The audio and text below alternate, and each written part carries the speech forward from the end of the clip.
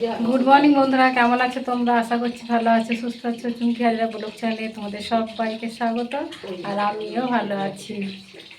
সকালবেলাতে উঠেছি, উঠে চা আলু ভাজা করা হয়ে গেছে, ওকে কাজে গেল। এখন আমার কাজ করতে একদম ভালো লাগছে না, এত অলস লাগছে, কুড়েমি লাগছে। মায়ের সঙ্গে অনেকক্ষণ ধরে ফোনে বক বক করলাম, এখন অনেকটা বেলা হয়ে গেছে, এখন আমার কাজ করতে ভালো লাগে না। মনে হচ্ছে চুপচাপ বসে থাকি, একদম কাজ করবো না। আজকে এরকমটাই মনে হচ্ছে। কাজ করতে ভালো লাগছে না এই কথা বললেই চলে গো বাড়ির বউদের, বিশেষ করে বাড়ির বউদের এই কথা বললে চলবেই না। পিঁড়েটা মুছতে এলাম, আর পিঁড়েটা মুছতে গিয়ে রোজ না গর্তগুলো চোখে পড়ে। হওয়া জায়গায় গর্ত হয়েছে গো পিঁড়েতে, দিয়ে একটুখানি ছিল, সেটা দেখছি আস্তে আস্তে বড় হয়ে যাচ্ছে। সেই জন্য একটু শুকনো সিমেন্ট কালীতলা থেকে নিয়ে এলো বিট্টু, আমি গুলে এখন দিয়ে দিলাম। এই যে সাদা জায়গাটা, যেটা সাদা পড়া দেখাচ্ছে সেই জায়গাটায় এইরকম বেশ কয়েকটা জায়গায় হয়েছে। তো আমরা গ্রামের ভাষায় বলি পিঁড়ে, এবং অন্য কেউ কেউ বলে বারান্দা। তো আমার এই ছেঁড়া পিঁড়েটাকে আজকে তালি মেরে দিলাম। এখন চলবে গড়গড়িয়ে, এখন আর দেখতে হবে না। তারপর আবারও যখন ছেঁড়া হবে তখন আবারও তালি মেরে দেবো। এইরকমভাবে এখন চলবে। পিঁড়েটা অনেক দিন ধরে বাঁধানো হয়ে গেছে, অনেকগুলো বছর বেশ পেরিয়ে গেল, সেই জন্য এখন হচ্ছে অবক্ষয়। তারপরে চলে এলাম উনুনের কাজটা ন্যাতা দিতে। এই জায়গাটা না এঁটো বাসনগুলো রাখা হয়েছিল, রাত্রে এঁটো বাসনগুলো ওই বিড়ালের জ্বলনে। এত বিড়াল মারামারি করবে মাঝ রাত্রে, তখন আবার ছুটে উঠতে হয়। ওরা মনে ভাবে এঁটো বাসনের মধ্যে গাদা গাদা খাবার রেখে দিয়েছে, ওদের জন্য ওরা খাবে। তো সেই জন্য আর কি চালাটা একটু ভালো করে ন্যাতা দিয়ে দিলাম, প্রত্যেক দিনই দিয়ে আজও দিলাম, কিন্তু আজকে ঘরের ভেতরে ন্যাতা দিইনি গো। তারপরে বাসনগুলো ধুতে চলে এসেছি। ভালো লাগছে না, ভালো লাগছে না করে কিন্তু সব কাজই করতে হবে একটার পর একটা, গ্রামের বউদের বিশেষ করে। তো করছি। আর কালকে রাত্রে বাসন ধোয়া হয়নি গো, এঁটো বাসন। বলছি না ভালো লাগছিল না গো, শুধুমাত্র চা আলু ভাজা করেছিলাম। তো সেগুলোতে খেয়ে কাজে যেতে হবে, তো বিট্টু খাবে সেই জন্য, আর নাহলে কোনো কাজে হাত দিইনি। এখন করছি একটা একটা করে। তো বাসনগুলো আমার ধোয়া হয়ে গেল, আর এখন ঝাঁট দিতে চলে এলাম। সকাল থেকে বাসি উঠোনটাও পর্যন্ত ঝাঁট দিইনি, এই ঝাঁট দিচ্ছি। আর কালকে হাওয়া দিচ্ছিল না, তালের পাতা খড় এসব উড়ে এসে উঠোনেতে পড়েছে। ঝড় হলে বাড়ি ঘর একদম যাচ্ছে তাই হয়ে যায়। আর আমার শাশুড়ি দোকান গিয়েছিল, ওই যে সাদা ঠোঙা করে কি মোড়ানো রয়েছে, যা কিছু নিয়ে এলো। তো কালকে ঝড় হয় নাই, কিন্তু ঝড়ের আওয়াজটা এদিকে এসেছে, মনে হলো যেন অন্য কোনো দিকে হয়ে গেছে। আর এত বেলাতে ঝাঁট দিচ্ছি তো ওদের কেমন লাগছে। হিন্দু ঘরে এত বেলা পর্যন্ত বাসি উঠোনটা রাখতে নেই জানি, তবু আজকে করিনি। অন্য অন্য দিন উঠেই ঝাঁটটা দিয়ে দিই। তারপর জামা প্যান্টগুলো মাখাতে এলাম সার্ফ দিয়ে। কালকে বিকেল থেকে সব জামা প্যান্ট ছাড়া আছে, কাঁচা হয় নাই গো। আবার আজকেও সকালবেলা ছেড়ে দিয়ে সব কাজে গেল, বিট্টু ছেড়ে দিয়েছে। ওই জন্য এখন যদি কেচে না দিই তাহলে স্নান করা পড়তে পারবে না। তাহলে ভালো লাগছে না, ভালো লাগছে না করে সব কাজই কিন্তু করতে হচ্ছে একটা একটা করে, কোনো কাজই বাকি থাকছে না। এই বারবন্ডা প্যান্টগুলো তো এই গরমে বিশেষ করে দরকার, সেই জন্যই কদিন আগে কিনেও আনা হয়েছে, 3-4টে কিনে এনেছি দু বাবা ছেলের জন্য। তো সেইগুলোই এখন তুলে তুলে রাখি দিচ্ছি মাখিয়ে। আর বিট্টুর ওই সাদা জামাটা না, এই যেদি কালো দাগটা কলারের মধ্যে একদম উঠতে চায় না কো, তো সেইটাই এখন একটু রগড়ে দেবো। বাটির সাবান হলে ভালো হয়, কিন্তু বাটির সাবান আর কিনে আনা হয়নি, ওই সার্ফ দিয়ে একটু রগড়ে দিই।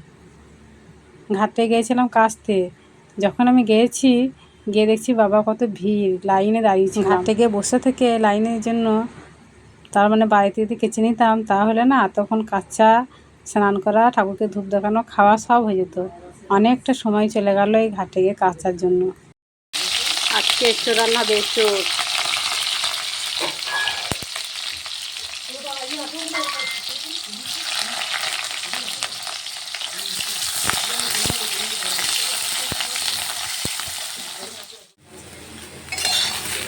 এখন তো এঁচোড়ের দামটা অনেকটা কমে গেছে, সেই জন্য বড়মশাই প্রায় প্রায় দিন এঁচোড় এনে দিচ্ছে।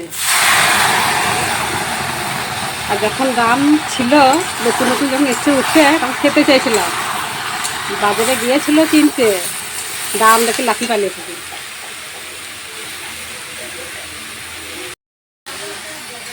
আর আজকে বড় কড়াই রান্না করছি, কেননা অনেকটা এঁচোড় আছে, ভালো করে নাড়াচাড়া করা হবে না ছোটো কড়াইয়ে।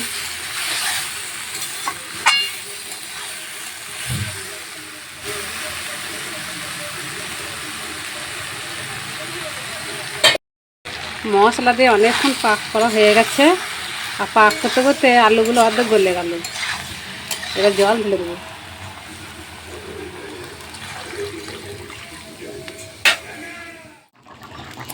এঁচড়ের তরকারি আমার হয়ে গেল। এই যে উপর থেকে একটু মিট মশলা ছিটিয়ে দিই, নামাবো এবার। এই তরকারি ভাত, দোকান থেকে দুটো ডিম এনেছি কিন্তু ভাজবো না, আজকে অমাবস্যা পুজো হলো সেই জন্য। জানি ওরা বাবা ছেলে কাঁকি করবে খেতে গিয়ে, তবুও ভাজবো না, এই দিয়ে আর ভাত খাবে। এই যে হচ্ছে, দুদিন ধরে প্রচণ্ড হারে ঝড় বৃষ্টি হবে, সেই জন্য আমার শাশুড়ি খুন্তি করে করে কাঁচা ঘুঁটেগুলো ছাড়িয়ে দিল, আর আমি এখন ভরে নিচ্ছি, ঘর দিয়ে রাখবো। আর প্রত্যেকটা ঘুঁটেই কিন্তু কাঁচা, খুব কাঁচা, তবু কিন্তু গোটা গোটাই উঠেছে দেখো, কেননা আমার শাশুড়ি দিয়েছে বলে। যদি আমি দিতাম না এই ঘুঁটে, তাহলে আর একটাও পাওয়া যেত না, সব গুড়িয়ে যেত। তো প্রত্যেকটা ঘুঁটি দেখো কত গোটা গোটা হয়ে উঠেছে, আর দুটো রোদ থাকলে খুব ভালো হতো। ঘুঁটেগুলো ঘর পানে রেখে দিলাম, দিয়ে এখন জামা প্যান্টগুলো তুলতে এলাম। সকালে যে জামা প্যান্টগুলো মিলে দিয়েছিলাম সেই গোটায়, তো পাতলা পাতলাগুলো সবই শুকিয়ে গেছে, এগুলো গুছিয়ে ঘর দিয়ে রেখে দেবো। আর শুকায়নি বলতে শুধু ওই জিনিসের প্যান্টটা, ওই কোমরের দিকটা শুকায়নি, সেইটা ঘরের তারে গিয়ে আর একবার মেলে দেবো, কাল সকাল পর্যন্ত শুকিয়ে যাবে। প্রত্যেক দিন কাঁচা কাঁচা কাঁচা কাঁচা, আর শেষ নেই। খবর এখন যাই বলে, যেটাই বলে সেটাই এখন তরফে তরফে সত্যি হয়ে যাচ্ছে, তাই না? আর এই যে এই প্যান্টটাই শুধু শুকায় নেই, এইটাই মেলে দেবো। তা ঝড় বৃষ্টি হলে খুব ভয়ও লাগে বাবা, আমার আবার মাটির ঘর, ভেঙে যাবে নাকি সেইটাই বেশি ভয় হয়। আর যাদের দালান বাড়ি তাদের তো কোনো ভয়ই নাই, তাদের কোনো ব্যাপারই নাই। সন্ধ্যাবেলাতে পেঁপেটা ছাড়াচ্ছে বিট্টুর বাবা, একদম পেকে গেছে, হলুদ হয়ে গেছে। তো আমাকে বলছিল ছাড়ানোর জন্য, কিন্তু আমি আর ছাড়াচ্ছি না। আমি বলছি আমি পাচ্ছি না, আমি সন্ধে দিয়ে বসলাম, তুমি ছাড়াবে তো ছাড়াও। তাই ও নিজেই ছাড়াইছে। বেশি পেকে গেলে পেঁপে ভালো লাগে না খেতে, তাই আমারও খাওয়ার কোনো গ্রাহ্য নাই, সেই জন্য আর খাচ্ছি না। বেশ কয়েকদিন হলো সন্ধ্যাবেলায় আর চা করি না, এই গরমের চোটে। আমি কিন্তু আর চা করে দিই না, কিন্তু ও মাঝে মধ্যেই আওয়াজ দেয় চা করে দেওয়ার জন্য, তবু আমি চা করে দিই না। এই যে পেঁপেটা ছাড়ানো হয়ে গেল, তো আমাকেই দিচ্ছে, বলছে না এবার খাও। আমি ছাড়িয়ে দিলাম, তাকে আবার খেতে ভালো লাগবে, তো সেই জন্য আমি দুটো নিলাম। এখন দেখি খেয়ে জলসা জলসা। সকালবেলাতে সিমেন্ট গুলে তালি মেরেছিলাম, সেই তালিগুলো এখন ভালোই শুকিয়ে গেছে, সাদা হয়ে গেছে। আমার পেঁপে 2 পিস খেলাম, পেঁপেগুলো বেশি পেকে গেছে, ভালো লাগছে না খেতে। আর এখন চেরি খাচ্ছিল বিট্টু, আমাকে দিল 4টে, বলছে মা তুমি খাও, তাই খাচ্ছি। চেরি প্রচণ্ড মিষ্টি, মদ মদ গন্ধ, ওই জন্য ততটা ভালো লাগে না। অনেকদিন পর খাচ্ছি, বাইরে থাকলেও খাই না।